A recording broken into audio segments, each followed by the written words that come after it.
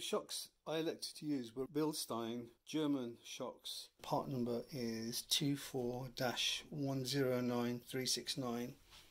These came from Rock Auto, very quick delivery, very good. The alternative number is F4 BE5-A936HI. We're going to change the left front shock absorber on this Hummer H2. First thing to do is to remove the road wheel so we can get better access to the shock. First I'll apply the foot brake.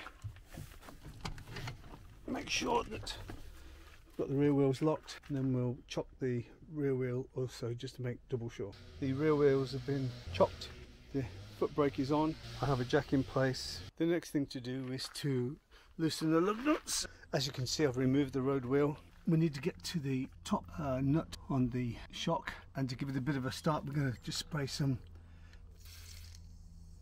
penetrating oil on the top and bottom joints just to give it a start. There we go. The top nut is 15mm AF and the bottom nuts are 21mm AF. You're going to need 2 socket wrenches to remove the one on the bottom, and you're going to need also a 6mm AF open-ended wrench to put on the shaft on the one on the top. Before I actually start to unwind that top nut, I'm going to just clean off the rust off the threads with a wire brush. I do apologise for the garden tools in the distance, I can't do anything about it. You can see I've got my 6mm AF wrench on the top there and my 15mm ratchet wrench on the bottom, and it will, very difficult to show you, but it will actually unwind. So I'm going to carry on unwinding that with a little more cleaning with a wire brush, going around the threads, a little more penetrating oil. It took a little bit more removing on this side than the other side. I'm now going to remove the 2 nuts at the bottom. The bottom nuts are quite easy. Fortunately, I need 2 hands to do it because of the ratchet wrench on the other side, so I'll take those out. Okay, the bottom bolt came out really easy and should just come out. There we go. Take the top washer off. Would have helped if I would have put the steering in the right position first, but anyway, there we go. The old gas strut is out. The new gas strut goes in with the smaller of the 2 washers at the bottom, I believe.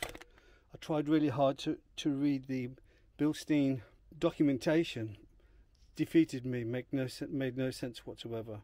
I copied what was on there before, and this is what I believe is the way that it goes.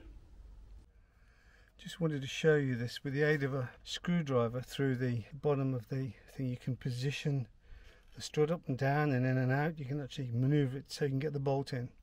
Just makes life really easy. The bottom retainer on the shock just pushed in. It takes a little bit of waggling to get it in there, but it does just push in. So I'm just going to put the other bolt in. I've tightened up the top nut. Very difficult to judge, as I mentioned before. I think a torque setting is arbitrary and almost impossible to do because you cannot hold the centre of the shaft and tighten it up with the torque wrench, so you have to do it by hand. Underneath I've made it so we're just starting to bulge the rubbers a little bit, and I will torque up the bottom bolt in just a moment. Again, it's hard to find information on the torque settings, but I've seen places which have recommended 49 foot-pounds or 18 newton meters, so I've set my torque wrench to that. Let's just see if we can get that.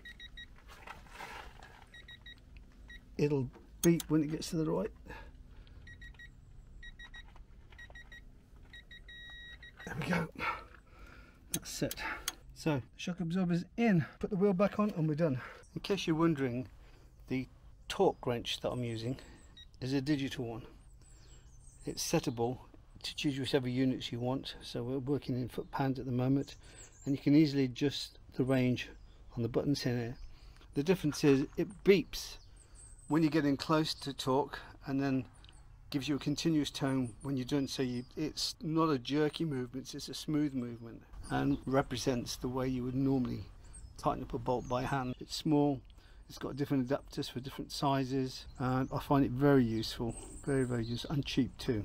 I think there's something probably like $40 or something like that. I thoroughly think they're great. Both front shocks have been changed. Time to take the Hummer for a spin, and at the same time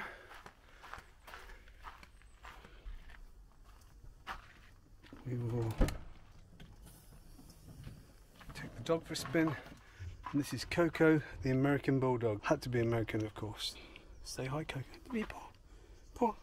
Thank you. Thank you. You are so good. Should we go for a walk, shall we? Okay.